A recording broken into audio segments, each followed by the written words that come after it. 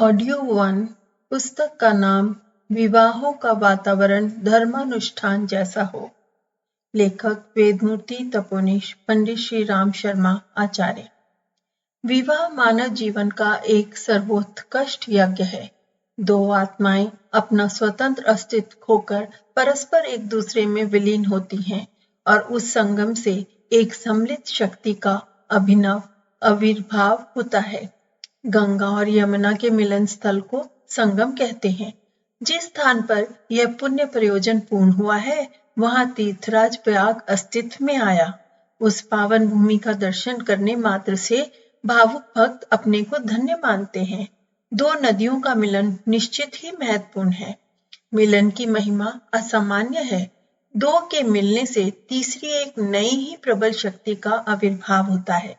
निर्जीव पड़ी हुई दो ऋण एवं घन विद्युत धाराएं जब परस्पर जुड़ती हैं, तो प्रचंड विद्युत प्रवाह तत्काल आविर्भूत हो उठता है। रासायनिक पदार्थों के मिलने से कितने नए तत्व विनिर्मित होते हैं, उसे कौन नहीं जानता।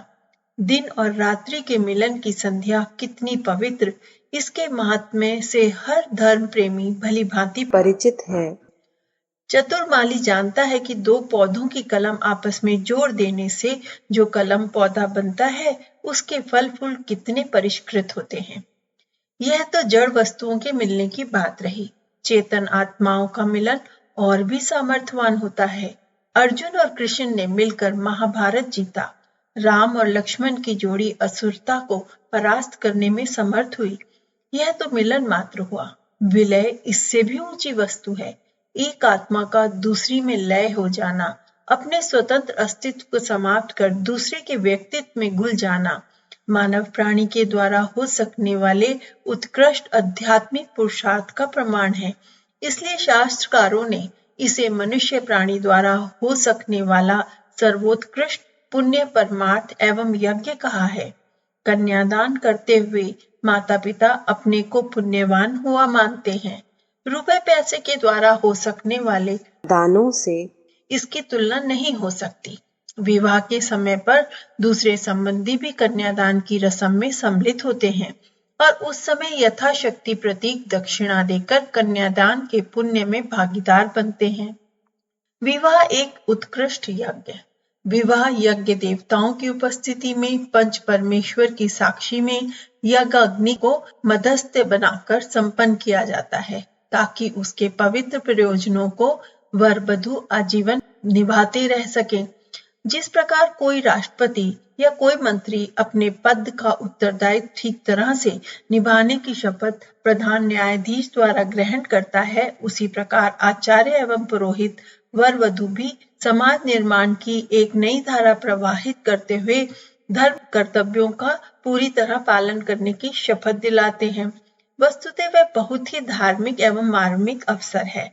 इस धर्मानुष्ठान के अवसर पर अधिक से अधिक पवित्र, अधिक से अधिक धार्मिक वातावरण रखा जाना चाहिए। प्राचीन काल में वैसा ही रखा जाता था। विवाह को विशुद्ध रूप से धर्म कृत्य माना गया था। उसकी प्राचीन व्यवस्था बिल्कुल इसी रूप में बनी हुई भी है।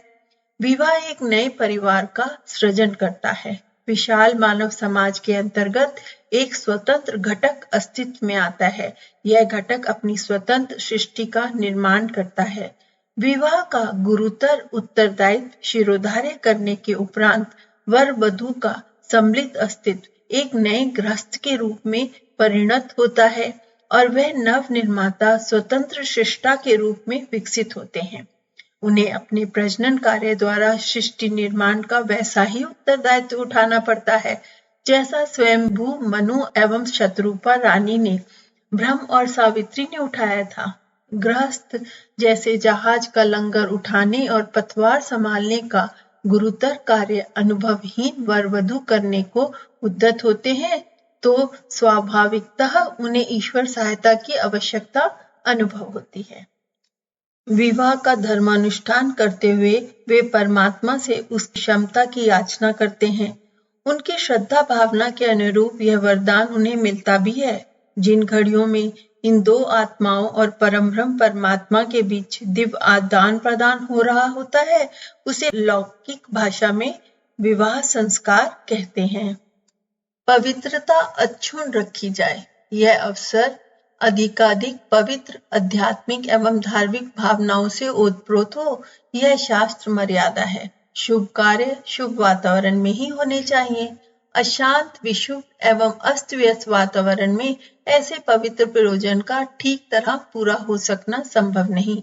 इसलिए प्राचीन परिपाटी के अनुसार यह प्रयत्न किया जाता है कि वे धर्मानुष्ठान अधिक से अधिक सात्विकता, प्रेम, पवित्रता, स्नेह, सौजन्य एवं सद्भावना के वातावरण में संपन्न हो।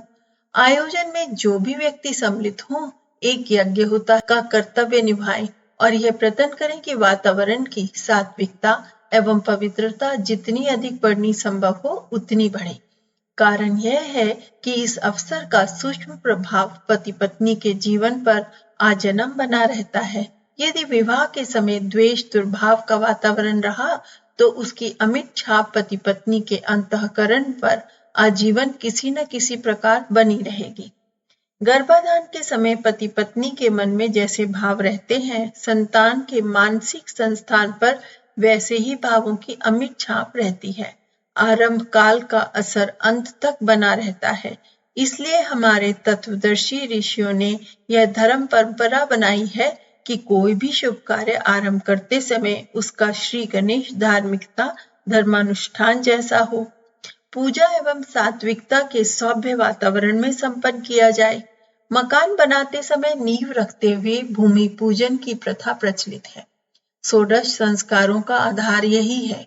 बच्चे के नामकरण करते समय, अन्न खिलाना आरंभ करते समय, स्कूली पढ़ाई शुरू करते समय, जनेऊ पहनाते समय एक मंगल उत्सव पूजा उपचार के साथ किया जाता है। बहुत से अच्छे स्कूलों में बच्चे सर्वप्रथम सामूहिक प्रार्थना करते एवं गाते हैं और तत्पश्चात पढ़ाई आरंभ करते हैं। बड़े कार्यों में आरंभ में उद्घाटन समारोह होते हैं। प्रातः काल जागने पर ईश्वर का नाम लेकर दिन आरंभ करते हैं। दुकानदार दुकान खोलते समय भगवान का नाम स्मरण करते हैं।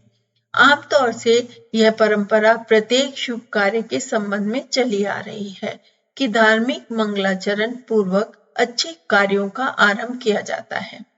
विवाह मानव जीवन की एक विशिष्ट उत्क्रांति है। इस अवसर पर एक भावनापूर्ण धर्मानुष्ठान होना ही चाहिए। इसी प्रयोजन की पूर्ति के लिए विवाह के समय होने वाले पुनीत धर्म कृत्य की एक यज्ञ विधि व्यवस्था का आयोजन किया जाता है। गरिमा गिरने न दी जाए। होना ये चाहिए कि अवसर अधिक से अधिक श्रेष्ठ, सात्विक एवं धार्मिक बनाया जाए। इसी से विवाह संस्कार का मूल प्रयोजन पूरा हो सकता है। इसके विपरीत यदि तामसिक आसुरी वातावरण बना दिया गया तो देवताओं का आवाहन, ईश्वरीय वरदान, शपथ समारोह, पुण्य मंगलाचरण एवं धर्मानुष्ठान का उद्देश्य ही नष्ट हो जाएगा। फिर वह आयोजन एक माखोल मात्र बनकर रह जाएगा। आसुरी आरंभ उस प्रयोजन को अंत तक आसुरी ही बनाए रहे तो इसमें आश्चर्य ही क्या है। कहते हैं कि जिस कार्य में आरंभ में ही कलेश खड़ा हो जाए तो उसका शकुन बिगड़ जाता है और वह कार्य असफलता की ओर ही चलता है। विवाह के समय का वातावरण यदि आसुरी हो तो उसकी छाया वर वधू के अंतर्मनों पर फोटोग्राफी की प्लेट की तरह पड़ेगी। उसका बुरा असर इस प्रकार से स्थायित्व की जड़ें ही जमाता चला जाएगा, जिसका परिणाम उस पुण्य प्रयोजन को नष्ट करने वाला ही सिद्ध होगा। यह पुण्य उत्सव किया इसलिए जाता है कि प्रणय सूत्र में बंधने वाले दोनों प्राणी उस शुभ वातावरण में अपनी जीवन यात्रा आरंभ करते हुए उल्लासित भावनाएं लेकर आगे बढ़े। पर यदि स्थिति उल्टी हो जाए और उस अवसर पर असुरता का साम्राज्य छाया रहे तो निश्चित रूप से उत्सव का उद्देश्य ही नष्ट हो जाएगा। इतना नहीं, उसका प्रतिकूल हानिकारक परिणाम उत्पन्न होगा। आसुरी उत्सव की अपेक्षा तो बिना किसी आयोजन के वह कार्य कर लिया जाता तो अधिक अच्छा रहता। आज विवाह उत्सव में का जो स्वरूप है उस पर हमें गंभीरता पूर्वक विचार करना होगा कि उसका स्वरूप ब्रह्म विवाह का है या असुर विवाह का। शादियों के अवसर पर समारोह में जो स्वरूप रहता है उसकी सात्विकता की मात्रा अधिक रहती है या असुरता की। आयोजन में भाग लेने वाले व्यक्तियों के मन में धार्मिकता, सद्भावना भरी है या कुटिलता का बाहुल्य रहता है? इन प्रश्नों के उत्तर पर ही यह निर्णय किया जा सकेगा कि विवाह उत्सव सफल हुआ या नहीं, उसमें लगी हुई शक्ति सार्थक हुई या नहीं। उल्टी दिशा और उल्टे कदम। इस कसौटी पर कसते हुए आज के विवाह उत्सव उल्टी दिशा में चलते, उल्टा वातावरण उत्पन्न करते प्रतीत होते हैं। उस अवसर पर धर्म बुद्धि जागृत करने वाले मंगल गीत गाए जाने चाहिए, जैसा कि तीर्थ कथा यज्ञ आदि के अवसर पर गाए जाते हैं। पर देखा यह जाता है कि महिलाएं अश्लील, कामोत्तेजक, व्यंग, अपशब्द भरे गंदे और फूहड़ गीत उस समय बड़े उत्साह के साथ गाती हैं। यूं यह आचरण किसी भी समय असभ्य ही कहा जाएगा। महिलाओं के शील, संकोच, सदाचार और मर्यादाओं का यह एक घृणित उल्लंघन है। विचार धर्मानुष्ठान जैसा हो भी एक प्रकार का कार्य ही है। जो कार्य शरीर में होते हैं वे पहले मन में ही तो आते हैं। शरीर के पाप की तरह मन के पाप भी नरक को ले जाते हैं। सच तो यह है कि पाप पुण्य का मूल्यांकन शरीर से नहीं, मन से किया जाता है। मन में पाप समाया रहे और शरीर धर्मात्मक आडंबर बनाए रहे तो भी मनुष्य पापी ही माना जाएगा। इसके विपरीत यदि भूल या विवशता से शरीर में कोई पाप बन पड़े किंतु मन उसका विरोधी हो, भीतर ही भीतर उस कार्य से घृणा रहे, तो शरीर से बन पड़ा पाप भी मन की पवित्रता के कारण माना जाएगा। गंदे गीत गानों में अश्लीलता, कामुकता, व्यभिचार जैसी दुष्ट वृत्तियों का चित्रण, समर्थन एवं प्रोत्साहन भरा रहता है, इसलिए उनकी गणना पाप में ही की जाएगी। जो महिलाएं उन्हें गाती हैं वे अनजाने ही अपने शील सदाचार पर चींटे लगाती हैं। नारी का शील और सम्मान उसका पवित्र धरोहर है।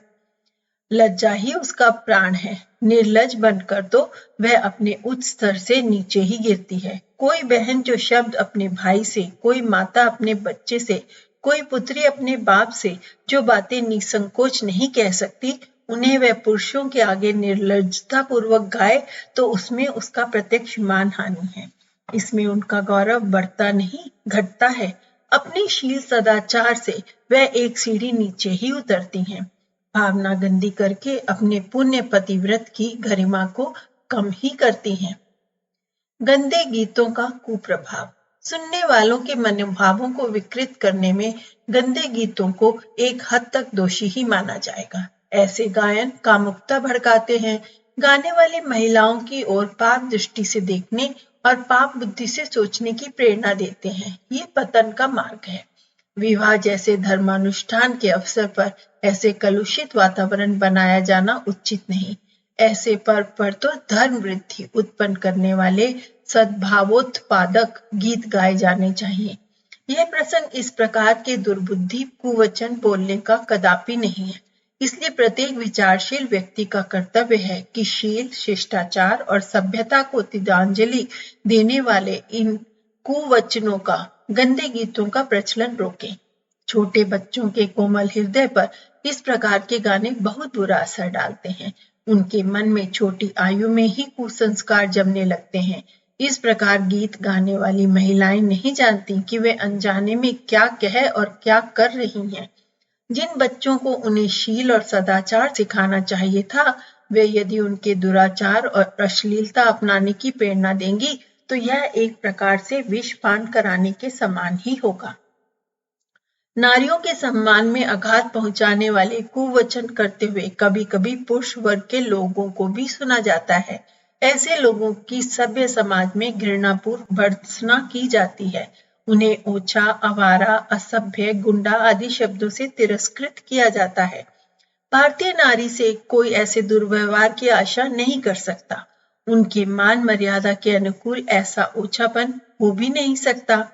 गंदी बात गद में कही गई हो या पद में, एक ने कही हो या कई ने मिलकर कही गाई हो, इस वस्तु स्थिति से कोई अंतर नहीं आता। बुरी बात हर हालात में बुरी है। बुराई छोटी है इसलिए उसकी उपेक्षा हो, यह कोई कारण नहीं। छोटी बीमारी उपेक्षा करने पर बढ़ती और प्राणघातक संकट उत्पन्न करती है। चिंगारी छोटे भले ही हो पर उसमें बड़ा खतरा सदा ही विद्यमान रहता है। विवाहों पे यदि असुर विवाह नहीं बनाना है, उनका धर्मानुष्ठान स्वरूप सुरक्षित रखना है, तो हमें अपनी बहन बेटियों को ये समझाना चाहिए कि वे अनजान में साधारण हंसी मजाक मानकर एक भयंकर बुराई को अपना बैठी हैं, जिसे उन्हें तत्काल छोड़ देना चाहिए।